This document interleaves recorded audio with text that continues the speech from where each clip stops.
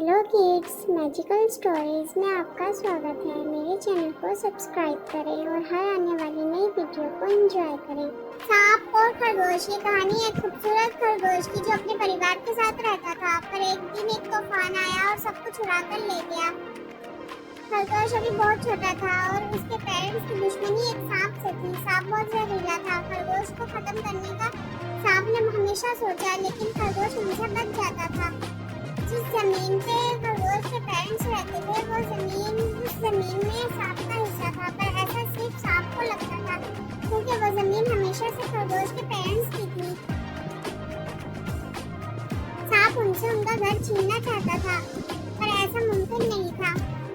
सांप ने खरगोश को उसके पेरेंट्स को मारने का सोचा। एक दिन उन पर हमला कर दिया और हंसता खेलता परिवार को उजाड़ कर रख दिया। सांप ने खरगोश के वालिदैन को मार दिया और जब खरगोश की तरफ आया तो खरगोश सांप के घर में घुस गया।